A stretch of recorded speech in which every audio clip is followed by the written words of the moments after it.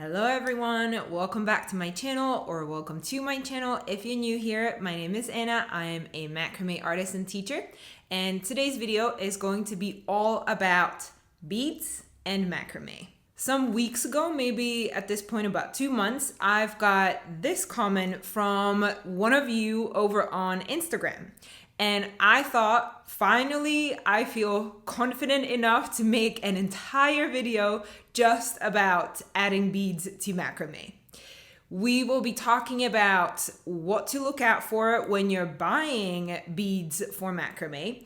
Then I will take you through the ways I use to put the beads on the macrame.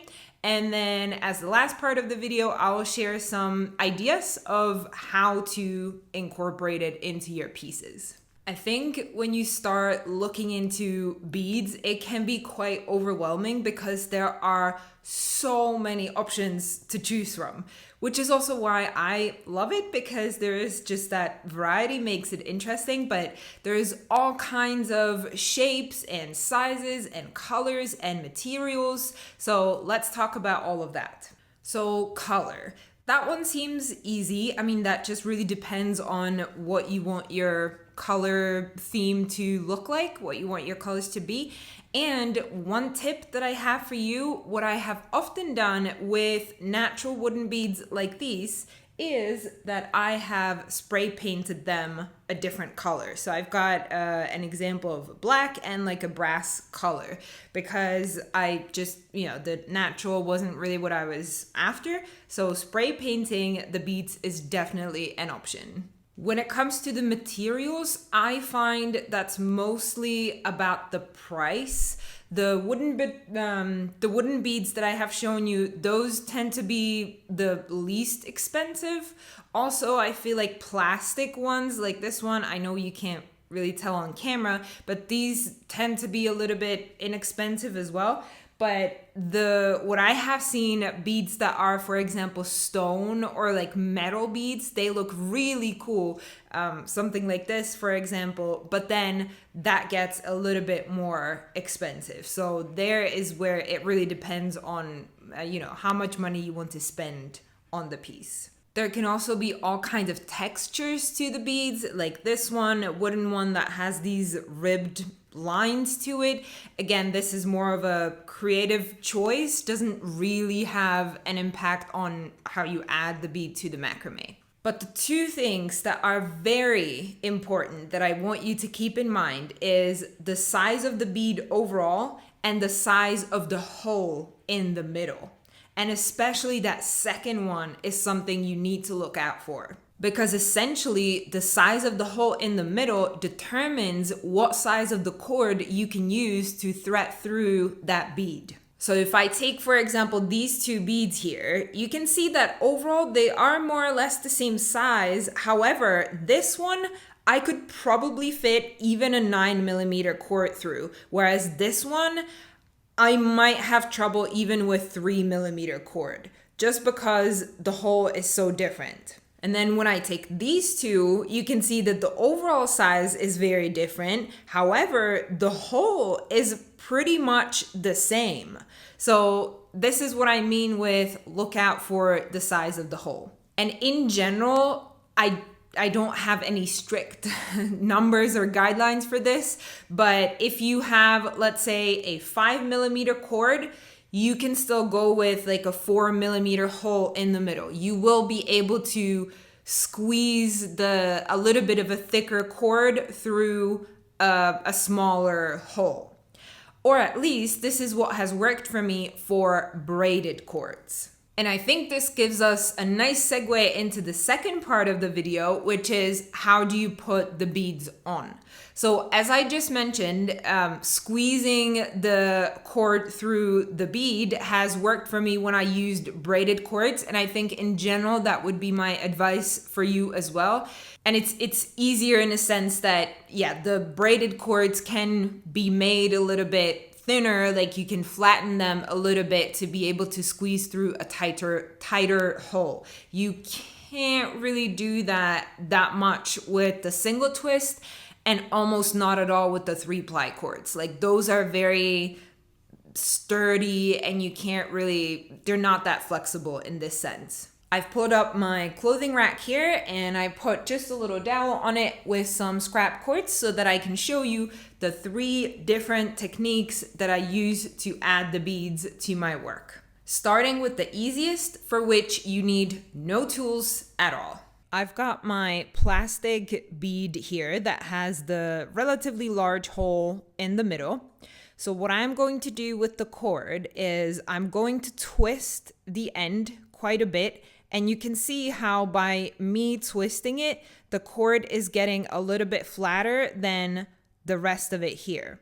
So I twist it like that a couple times. Then I take the bead and I basically twist the bead onto it. I don't really have to do it here just because the hole is so big. But normally I would twist the bead like this onto the cord. And it comes out. Now, because this bead is very smooth and the hole is very large, you can see that it's falling off of the cord. So I'll just make a simple knot right here to keep it on there. Now, the second technique is pretty much the same as the first, except let's imagine that you have a bead that's a little bit more textured, like this wooden one. I don't think that you can maybe see a little bit in the camera that in the middle there are all these like little like scraps or little wooden thingies in the middle that are gonna get the cord a little bit more stuck. So I am going to twist that again, then put the bead on, and you can see this is definitely harder. I can still probably pull it through, but here is where my first tool comes in. So let's say the cord is stuck in there. Tweezers are your best friend here.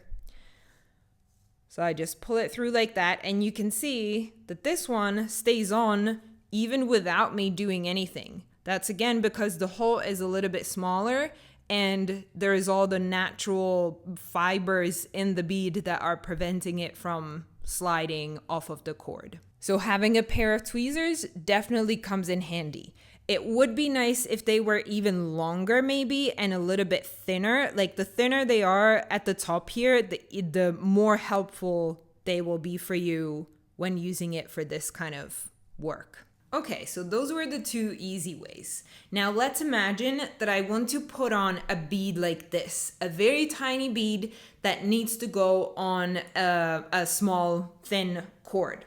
For that, I am using a special kind of a needle that's called a beading needle. And the way it's special is that it has this, like it's split the entire way in the middle. Now mine is, you can see like it's a little bit crooked and bent. So sorry for that, but it still works. So I still use it. So let me show you how I would use this. And just one thing to mention, when I'm using that needle, I actually need to use a glove on my hand. And that's because you will see as I am like pulling the needle through, it tends to burn my fingers because it's such a thin piece of metal. So I always wear a glove, like a gardening glove, on one of my hands. So I would take the piece of cord I want to thread through the beads, pull it through the eye of the needle, then kind of hold it down like this on one end, hold the needle through this, and then on the other end, I would put all of the beads that I want to put on the cord.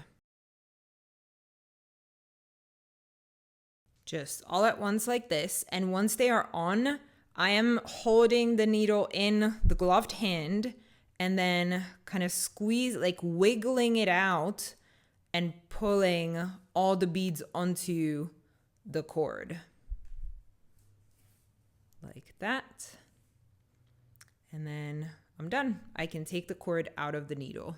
So this is how I put the beads on. And now let me walk you through the 4 different ways in which I have added beads to my work before. So I'll always put up pictures of that project up here. And the first way I've added beads before is just simply beads on a thread. No pattern, no nothing, and I've done these two projects with that. Now this one is pretty easy because it removes very much the concern about the hole of the bead, because you can essentially use any kind of thread. Like the thread is not going to be visible anyways. You're not making any knots with that cord. Like it doesn't really matter how thin it will be, as long as you have some thin cords at home that you can put the beads on, it's fine. They don't even have to be macrame cords. Like it's very easy to do this one, I feel like. As you saw from the pictures, I always did those kind of in the middle of the work, sometimes even doing like more layers of them, but I definitely think that there are more ways or more places where you could put them or use them in this way. Okay, the second way I've used beads, and this is probably the one that's the most complicated, is I've used them in the actual pattern that I was making. Meaning I've put them on to cords that I was doing knots with, and I made them part of the pattern. I put them into like the diamond shapes. I've put them into some double half hitch knots and some square knots as well. So lots of different ways that I think you can do this. But this is where you definitely have to think about the size, and not just the size of the hole, because you need to make sure that the cords you're using can be put through that bead, but also the overall size and shape of the bead to make sure that it's going to work with your pattern and that it's going to look good. So for example, I think it's relatively easy to add them into the middle of the diamond shapes if you're doing those, because that's kind of like a dead space, or you're not using it for anything else anyways. But as soon as you start incorporating the beads somewhere else, like I did with the double half hitch knots, you really have to understand how it's going to affect the tightness of the knots that you have to do. Is it going to create any gaps in the work? Is it going to, is the bead more or less the same size as the knot to make it work? All these things you have to think about in advance.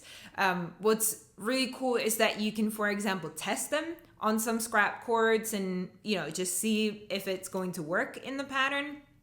But that's, of course, you can only do that if you already bought the beads and you have some scrap cords at least. The third way that I've added beads to my work is on tassels. And I've done that in my 2 chandeliers so far, but of course you can do that on wall hangings as well when you're adding tassels like that, or some other piece.